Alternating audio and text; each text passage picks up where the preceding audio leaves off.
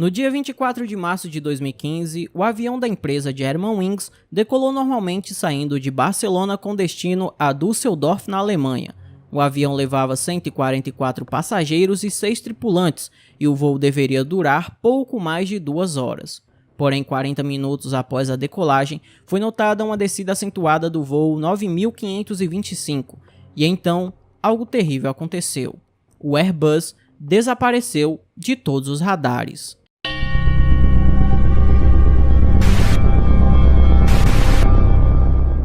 Por volta do meio-dia daquele mesmo dia, surgiram relatos de um acidente de avião no sul da França. Os destroços da aeronave foram localizados a uma altitude de 1.820 metros acima do nível do mar, na região dos Alpes Haute-Provence, a aproximadamente 100 km de Nice, na França. Poucas horas depois da notícia chocante, ficou claro que se tratava daquele avião que voava de Barcelona para Düsseldorf. Quando as equipes de resgate finalmente conseguiram chegar ao local do acidente, só puderam afirmar que todos a bordo haviam perdido suas vidas. O impacto foi tão forte que absolutamente ninguém ficou inteiro. Os primeiros a serem encontrados, identificados e mandados para casa foram 16 alunos que estavam em uma excursão escolar e 2 professores. E é claro que depois desse desastre, todo mundo queria saber o que havia acontecido, já que o Airbus A320 é considerado uma das aeronaves mais seguras, e para acontecer uma catástrofe daquelas, algo muito sério tinha que ter acontecido. Logo no primeiro dia, o CEO da Germanwings, Thomas Winkelmann, disse que o capitão da aeronave tinha mais de 10 anos de experiência de voo e que o avião havia passado por uma inspeção completa no verão passado. Naturalmente, o avião também foi inspecionado antes do voo e nenhum dano foi encontrado. O CEO da Lufthansa, empresa dona da Germanwings, também emitiu um comunicado. Ainda não conseguimos compreender o que aconteceu ontem. A Lufthansa nunca perdeu uma aeronave durante um cruzeiro em sua história. Não conseguimos entender como um avião comercial em perfeitas condições técnicas, com 2 pilotos experientes, sofreu um acidente tão terrível. Rapidamente, a famosa caixa preta, que estava fortemente danificada, e parte do segundo dispositivo de gravação da aeronave foram encontradas. Os funcionários da Agência Francesa de Investigação Aeronáutica conseguiram extrair importantes gravações de áudio nas quais se ouviam sons, vozes e alarmes. Mas claro, ainda era cedo demais para tirar conclusões.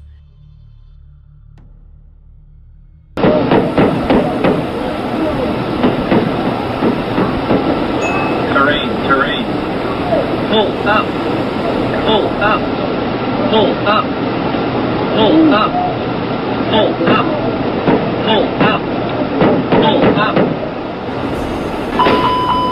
Pull up. Pull up. Pull up. Enquanto a investigação prosseguia, mais e mais versões do acidente eram apresentadas.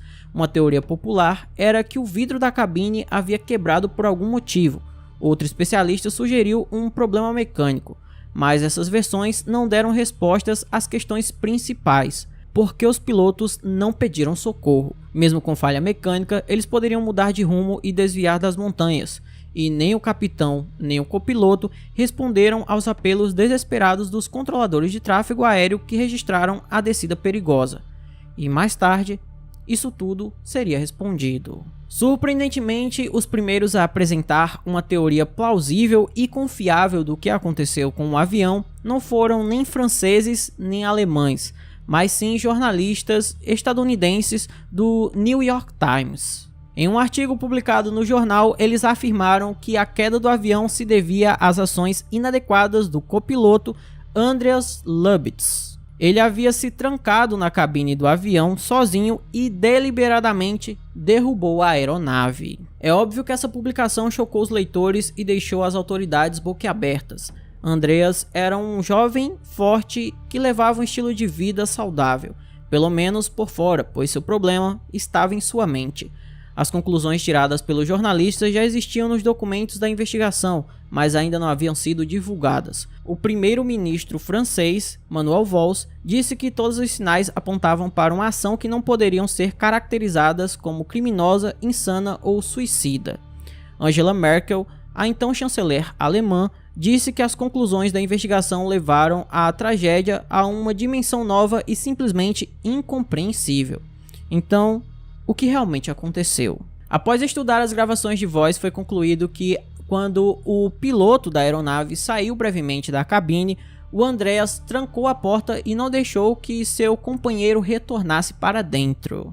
Na gravação, o piloto pode ser ouvido chutando, batendo e gritando, mas mesmo que ele tentasse muito, não conseguiria arrombar a porta, pois depois daquele incidente que aconteceu envolvendo umas torres e aviões e uma data que eu não posso falar aqui porque o YouTube não deixa, a Lufthansa colocou portas muito resistentes, que são a prova de bala, para evitar que algo assim acontecesse.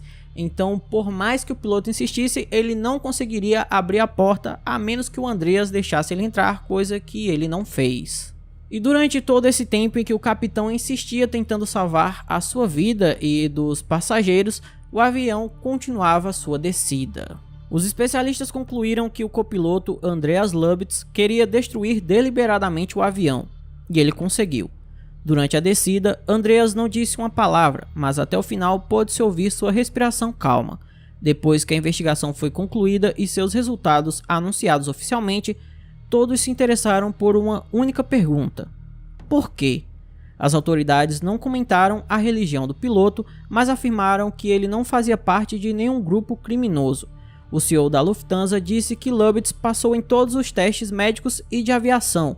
Em todas as verificações, ele era 100% capaz de voar sem qualquer limitação. Suas conquistas da aviação civil foram consideradas elevadas. Andreas iniciou seu treinamento de voo em 2008 por meio de programas da Lufthansa. Desde 2013, ele trabalhava para a companhia aérea Germanwings e havia voado 630 horas antes daquela tragédia.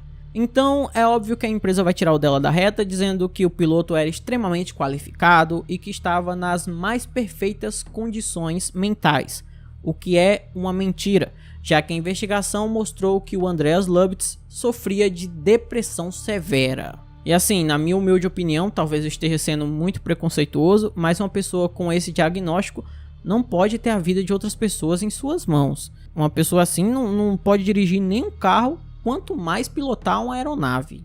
Descobriu-se que em 2009, durante um programa de formação de pilotos da Lufthansa, o homem tirou uma licença prolongada para se submeter a tratamento relacionado com problemas psicológicos, e mais tarde ele foi aceito de volta na companhia, onde Andreas recebeu sua licença de piloto comercial em 2012.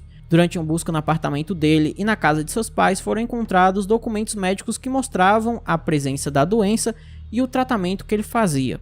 Entre os documentos, também foram encontrados atestados de licença médica rasgados que proibiam o piloto de voltar ao trabalho no mesmo dia da queda do avião, mas o homem escondeu essa informação do seu empregador.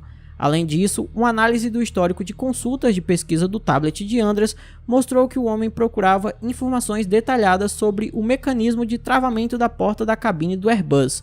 Além disso, o gravador de dados de um voo anterior mostrou que Lubitz parecia estar ensaiando seus atos. Quando o capitão saiu brevemente da cabine, ele alterou voluntariamente as configurações de altitude, mas suas ações passaram despercebidas, infelizmente. No entanto, como sempre acontece, houve quem tentasse defender a honra do Andreas, e no caso foi o próprio pai dele, o Günther Lubitz, que deu uma entrevista 2 anos depois do desastre. De acordo com Günther, as autoridades alemãs e francesas fizeram de tudo para colocar seu filho como o único culpado, porque esse era o caminho mais rápido e fácil, e assim eles descartaram outras possibilidades. Fora isso, ele afirmou que seu filho não sofria de nenhum transtorno mental, o que já seria desmentido pelos documentos médicos, mas também foi desmentido por uma ex-namorada do Andreas. Em entrevista ao popular tabloide alemão Bild, a comissária de bordo Maria V, de 26 anos, disse que eles se separaram porque os problemas de Andreas se tornaram cada vez mais óbvios. Ele era atormentado por pesadelos e acordava gritando: "Estamos caindo!". Segundo ela, um ano antes do incidente, Andreas lhe disse o seguinte: "Um dia farei algo que mudará todo o sistema, e todos saberão meu nome e se lembrarão de mim". Antes desse caso, as regras da Lufthansa não exigiam que 2 tripulantes estivessem sempre presentes na cabine, como fazem as companhias aéreas americanas. Essa mudança afeta todas as companhias aéreas do grupo Lufthansa, que inclui Germanwings, Austrian Airlines e Swiss International Airlines. Desde 2015, as instruções exigem que pelo menos 2 tripulantes estejam sempre na cabine, para que algo assim não aconteça novamente. E infelizmente, as palavras do Andreas acabaram se tornando realidades. Todos se lembrarão dele, mas não de forma positiva, já que as pessoas que foram afetadas por essa tragédia provavelmente só sentirão ódio e desprezo por esse ser que resolveu não só colocar fim à sua própria vida, mas também levar consigo 149 pessoas que não tinham nada a ver com seus problemas. E como a gente pode ver em vários casos, depois que acontece uma tragédia é que vai ter uma movimentação. A empresa, depois do que aconteceu, fez com que agora 2 tripulantes sempre estejam presentes na cabine, para que isso não se repita. Até porque, para acontecer algo assim, os 2 têm que concordar em fazer o que foi feito. Então, esse foi o vídeo de hoje. Espero imensamente que vocês tenham gostado da forma como eu narro os casos e jamais o que acontece. Se você gostou, eu peço que deixe um like, se inscreva no canal, mande para todos os seus amigos, me siga nas minhas redes sociais. Se quiser apoiar o canal, temos várias opções, como Pix, seja membro, valeu demais, e apoie-se. Vai de você escolher qual delas é a melhor. Por hoje é só. Até a próxima e tchau!